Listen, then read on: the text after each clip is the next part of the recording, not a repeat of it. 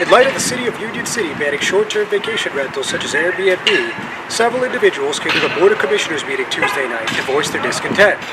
The Union City Board of Commissioners adopted a resolution called Peace and Good Order back on December 15th of last year, banning short-term vacation rentals such as Airbnb and HomeAway. In an updated letter sent to city residents and also posted on the city's website in English and Spanish, Stack said the measure was passed to preserve the quality of life and character of the existing single and multi-family residential neighborhoods in our city.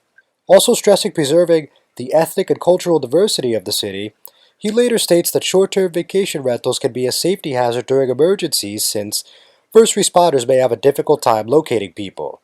The issue has largely been ignored until last night's meeting, where the board was entertaining a resolution that would raise fines for anyone who violated this ordinance. Although Stack agreed to table the measure until next month in order to meet with a group of Airbnb supporters, one resident, Martin Veit, still had a lot to say on the matter. I am here because you have created a law, although you are not lawyers, but you may be vested with those powers to do so. And I refer to short-term renting without inviting property owners and tenants to vote for the opportunity to host guests in their very own homes. Of course, you post in the town hall and advertised it as required for all to see, but prior to that, you did research about Union City residents hosting, but you could have invited hosts to explain their experiences, which I believe are great in big numbers. You are not blind, but it is difficult to see the opportunity of progress and need. Thus, you are missing important data in hosting. I think the ordinance was implemented because of one bad case, maybe two. The overall hosting about guests who come here, not destroy or disobey. The commissioner sat and listened until Veit compared Stack to dictator Fidel Castro, where the mayor and state senator felt the line was crossed. Because you have a $200 knife, because you are increasing it to $500 machete size tonight, because this is your legal way of making sure Union City residents are not given reasonable time to comply, because you know no other way to pay for your own increased expenses, because you are no different than any authoritarian regime, because you may think you are different than Castro himself. You are not. You have forgotten that by one comparison to Castro. I have a problem with that. Sir, just 1 second. Yes. I allowed you to speak tonight, even though I adjourned this. I didn't have to. Yes. To insult us is one thing, and I will never be compared to Fidel Castro. If anybody does anything openly, find another municipality that would mail out the ordinance to every resident in the community like we did. You would have simply got a letter, if that, or the inspectors would have showed up at your house and said, listen, sir, the city adopted this ordinance, you're not adhering to the ordinance, you wouldn't even know. Our only obligation, and we don't do that, is to publish in the newspaper. We've gone way beyond that.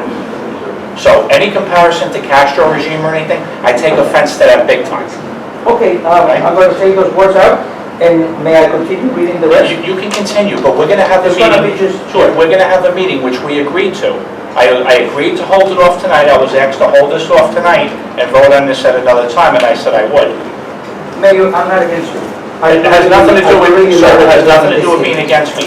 I will never be compared to a dictator, to Fidel Castro, or anybody else. I ask you your forgiveness then. Oh, you don't need my forgiveness. I will just never be compared to them. Continuing for several more minutes, Veit scoffed at the notion that short-term vacation rentals created an issue for first responders and questioned why the city discouraged people from visiting.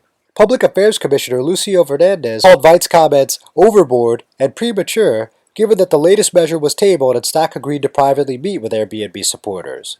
Justin Mercado, a Union City Board of Education employee and Stack supporter, added that he felt Veit was only concerned about his own personal financial situation before Stack reiterated what he said in his letter. All we're basically trying to do is keep the sense of community in Union City, keep the ethnic diversity that we have in Union City, and keep neighborhoods as neighborhoods and community as community.